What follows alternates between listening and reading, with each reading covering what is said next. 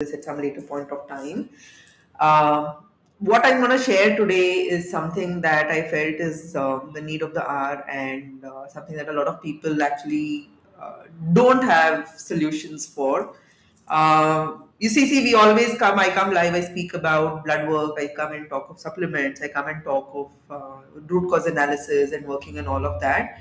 I just thought it's a good idea for me to quickly share some strategies, some tips that we've used, like some that I've used for myself and some that we've used for our clients and our patients also. Tips that work. So basically, when you experience stress and when you experience the mental health outcome of that stress, if you have some of these techniques, it really makes getting through the day easier. Okay, so before we even go there, um, quickly wanted to give a slight perspective on stress. A lot of people demonize stress. I don't think it should be demonized unnecessarily. I think stress has a very, very important evolutionary role. I talk about this even when I do the academy sessions. I take the module on stress. While yes, stress can be the root cause of a lot of health problems. Um, if you look at how organisms have evolved, how species have evolved, actually stress has an evolutionary benefit.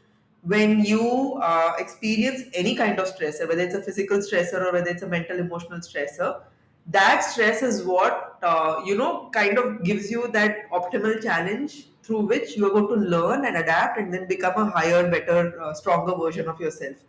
Now, this is if stress is used correctly the way it's supposed to work. Unfortunately, in modern day society, we have one stress after the other, one stressor after the other coming at us. Like it's literally like the tigers are never gone. Constantly, we are having to deal with different stressors.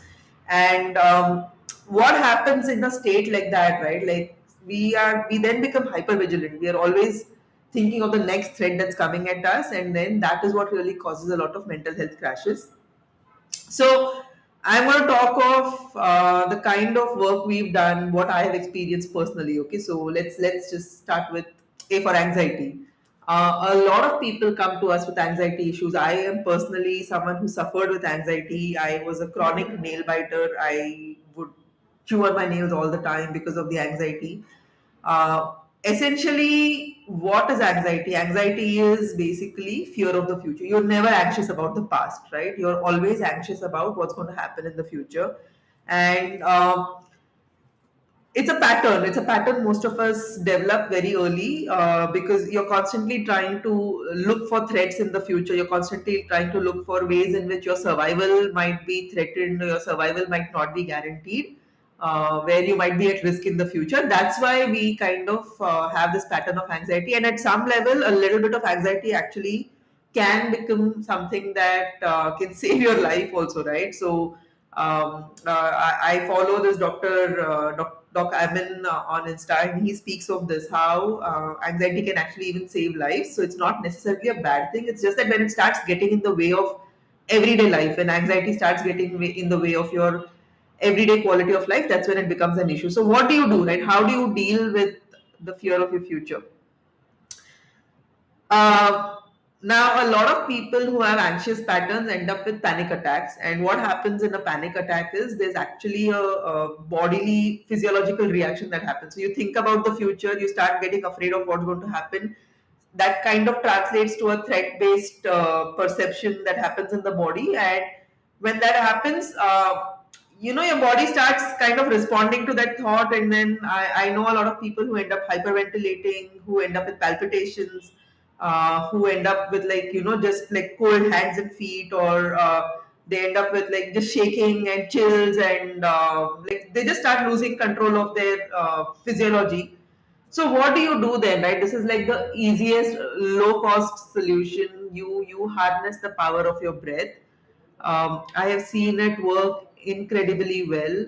If you perceive that you're starting to sense a threat in the future, right? You're starting to get anxious about the future, and that's changing your physiology.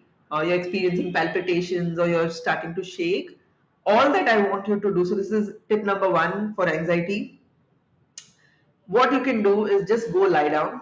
Find a flat surface to lie down in. On, like, it could be a bed, it could be the floor, it could be, if you have access to a garden, just go lie down on grass. Now, if you're lying down indoors, just imagine that you're actually lying down on grass, right? So go lie down on your bed, close your eyes, and imagine that you're lying down in a meadow on grass with sunlight streaming on your face. This visual imagery really, really helps because it puts you in nature immediately. And humans are geared to be one with nature. We are attuned with nature. So visual imagery of nature really helps calm our brain down. So imagine yourself lying down in a meadow, a grass meadow with sunlight streaming on your face. And then what I want you to do if you're experiencing a panic attack is take a deep breath right up to your belly. You know how children breathe? So you take a deep breath right up to your belly and count to four as you're taking this breath, or count to five as you're taking this breath in, right? So one, two, three, four, five. Like breathe in for those five counts. Hold your breath inside for five counts, right? So breathe in, hold it in for five counts, and exhale for five counts, right? So rhythmically do this 5 5 5 breathing. It's just 5 seconds, but when you start slowing your breath down, it activates something called as the parasympathetic nervous system in your body. Physiologically, this is the system that will shut down the entire panic response, the hyperactive adrenal response that's happened in your body. So if you experience anxiety and then that results in a panic attack, do this 5 5 5 breathing. It really, really works in calming the system down. Do it for as long as it takes for your body to feel stabilized again, right? So when I say stabilized, whatever fast breathing pattern or palpitation or shaky hands, jittery feet, whatever you experience, do this 5 5 5 breathing until you experience a sense of calm and your body seems stable.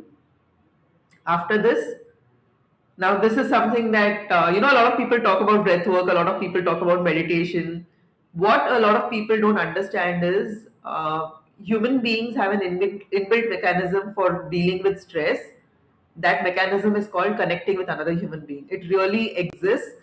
What happens is every time you experience stress and you experience the cortisol spike and whatever happens, the palpitations and all of that, simultaneously your body actually produces another hormone called oxytocin. This oxytocin is the hormone of bonding. This oxytocin is what is released when a mother and a child bond. This oxytocin is what is released when you hug somebody you love. Oxytocin is the hormone of bonding. Your body releases it naturally when you experience stress. Okay, your body has such a beautiful inbuilt resilience mechanism ki acha chalo, you experience stress, you're experiencing all of these signs and symptoms.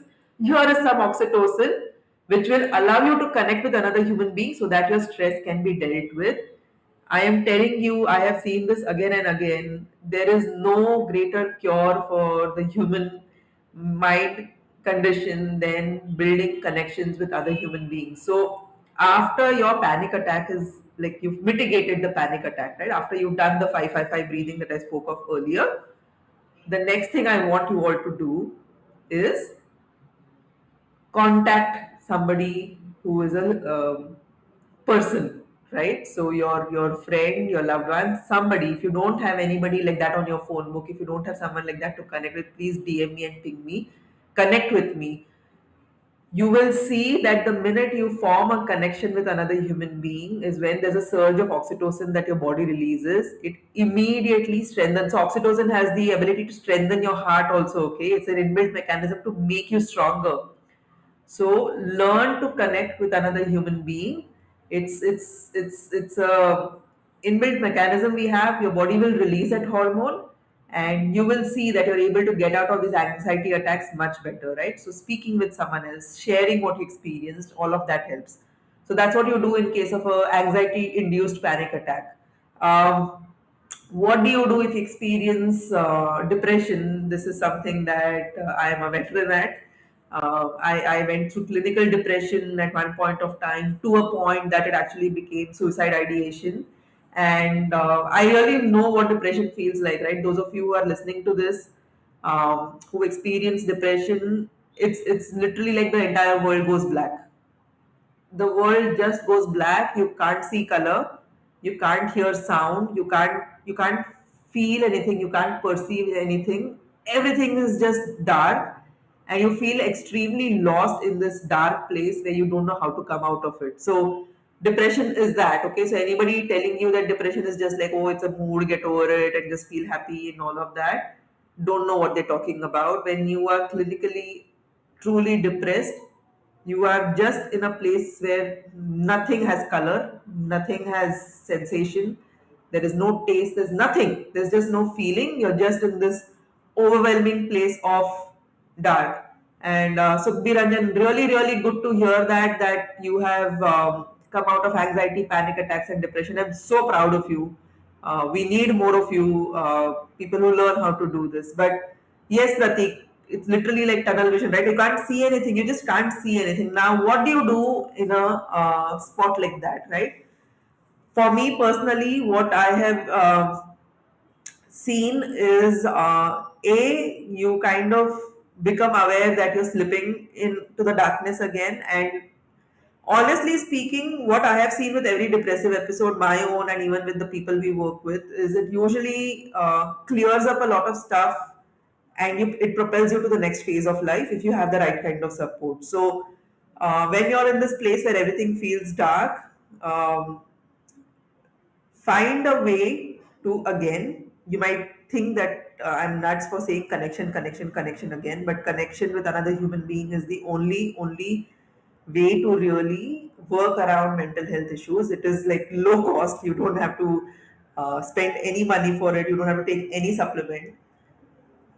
When you're in this dark place, find one person you can talk to, just one person. You can text that person, you can call that person, make that person your helpline when you have a tendency to go into this dark place. That person is going to pull you out. For me, thankfully, I have the entire team here also sometimes that, like, they just hold enough light on top for me to get out of the tunnel, the darkness that I get stuck in. But that is one thing. Secondly, what really, yes, see, Subbiranjan, you crave for connection with a human being at that point of time. I'm telling you, the best fix for depression is finding a human being to just connect with at that point of time. Because as human beings, we are designed to do that. Okay, we're designed to help each other out. We're designed to, like, literally be the light for someone else. That is our design. We are supposed to do that no matter what the world does and tries to do isolation and all of those experiments. The second thing that really works when you're in the dark place is getting into sunlight. Now, the sun has a direct connection with the human body. We are solar powered beings. We really are, like plants are, like cats are, like dogs are. We really thrive when the sun is on us. So if you're feeling like you're stuck in a dark place, luckily for us in India, we really have access to beautiful sunlight through the year. So just go and be in the sun. If you experience this entire depressive episode as soon as you wake up in the morning and it's still too dark, connect with another person and wait until the sun comes up and just go and be out in the sun. So the sun really helps get you out of your dark mood. The other thing that helps with depression is, before you have a depressive episode, make a playlist of your happy songs. Music really alters mood. So this could be trance, this could be EDM, this could be actual songs. Like for me, that song "Happy" really always does it. It's impossible to be sad when you're listening to that song, right? So make a playlist of songs that you can hit play on at the time when you actually start falling down that dark tunnel. Music pulls you out. Music actually changes human vibrations. Music changes our frequency. So you have to do this job of making your playlist and keeping it ready so that you can use it the minute you feel that you're slipping in again, right? So music is one way of getting out of it. Um, Going out in the sun is another way of doing it, and having a conversation with someone helps. That's always my go-to, right? That's always my first preference, to kind of reach out to another human being and just speak, right? So these are some easy things. And then, of course, breath work also helps. But when you're feeling low and depressed, when you're in the dark place, even like breath work, like, a lot of breathwork proponents say breathwork is the answer to everything, but in that depressive stage, you're really not interested in like breathwork and all that. You're just barely feeling things, right? So you just want some sensory stimulation that will get you out of that dark place. So music does that, sunlight does that, speaking to another human being does that. Um, I would not really recommend reaching out to sweet foods, and a lot of people use food as the way to kind of pull themselves out of a depressive episode. But that ends up having worse repercussions, right? Because if you're reaching out to sugary stuff, it's going to worsen the loop of that entire dopamine cycle. I don't want to get too geeky here, but it'll actually bring your hormones, neurotransmitters all over the place, and you will end up having more and more depressive episodes. Um, Dance helps. So if your music is like a happy playlist, which is movement oriented, you can just move your body around, and that will help. Um, so anxiety, calming your body down really helps. Depression, quickly doing these short things of like going out in the sun, talking to somebody, listening to music. This helps. Um, what other general low moods, right? Like if you're generally feeling that you just don't want to like get through the day and like you're just feeling may, I would at that point recommend that you really look at your internal health, because sometimes deficiencies do this. Okay, we've seen this with vitamin D, B complex, magnesium, even omega 3 deficiencies can cause inflammation of the brain, and then that can just make you meh on an everyday basis. Like your energy is just low and you don't want to do anything. So, if it's like a consistent pattern you're experiencing, that you're just getting through the day, and that general state of being is may, get your blood work done. Really, I mean, that's what I've seen gives a long term, long lasting solution. Existential crisis, some days, especially those of us who are more sensitive to the world around us, sometimes can like just have a complete crash, wondering why are you even alive. This again can then lead to depression, or it can lead to the entire anxiety fueled panic attack.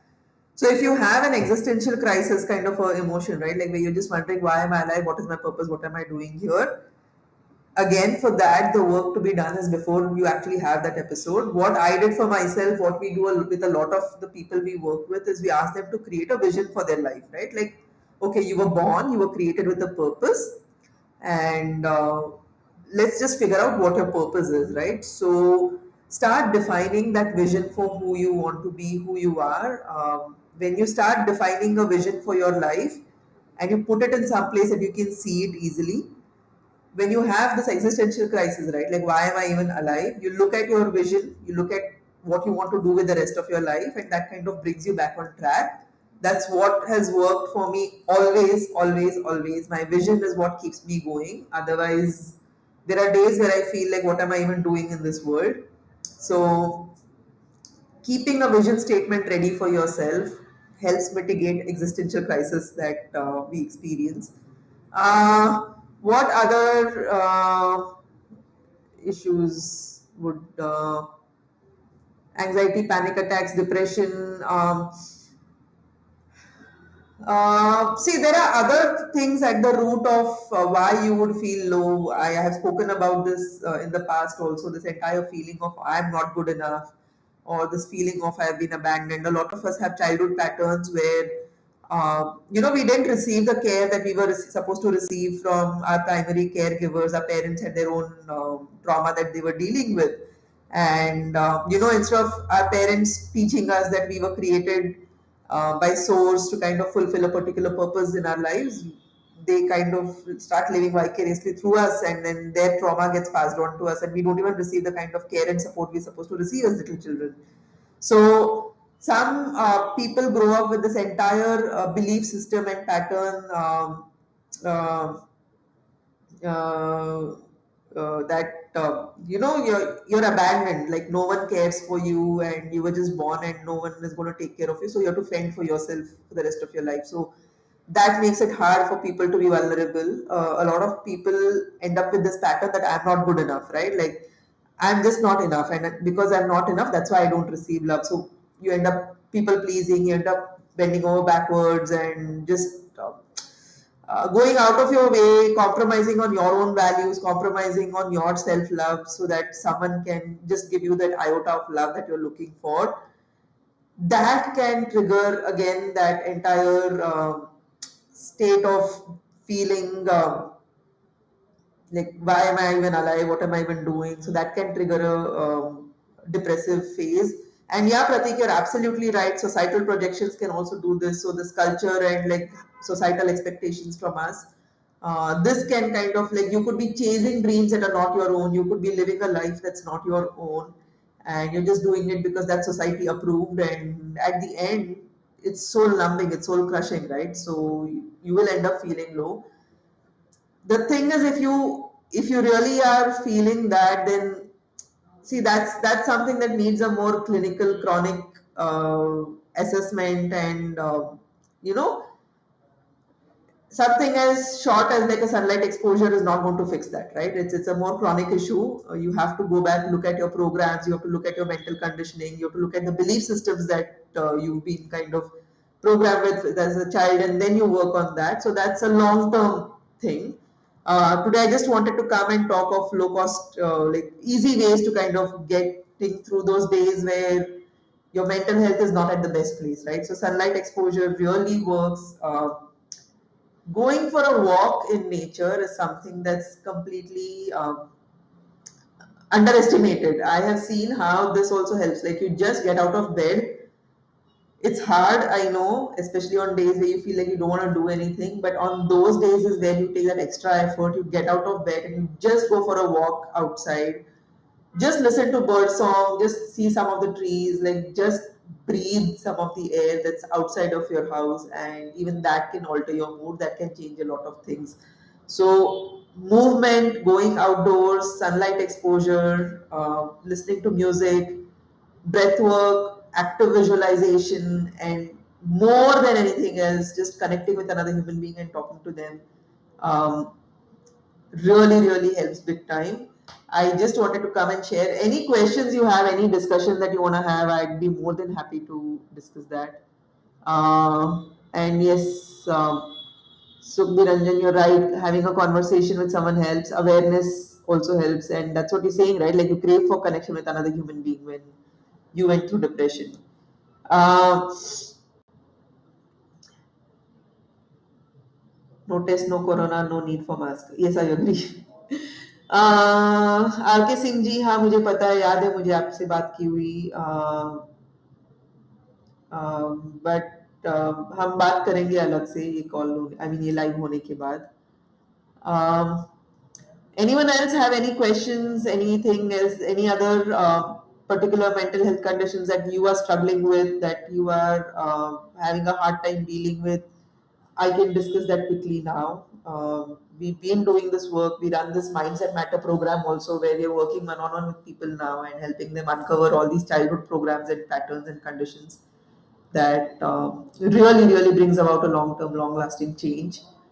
Um, all right, then I'm just ending this live. I just wanted to come and share these. Take your supplements, B complex, vitamin D, magnesium, omega 3s. These are very important for mental health. Make sure you're eating good quality protein. I keep talking about this. Eliminate seed oils, please. That is oils that are coming in from any kind of seed, groundnut, mustard, sesame, any seeds, right? They're pretty harmful to the body. So eliminate seed oils. You will see an improvement in the mood. Sleep, get good quality sleep. Um, it's something that really reboots the body, right? So some easy tips that you can kind of just incorporate in your daily life. Bye bye. And I think tomorrow Yuvan and I will come and go live about more clinical topics. So I'll see you guys tomorrow as well, tomorrow or day after. All right. Bye bye.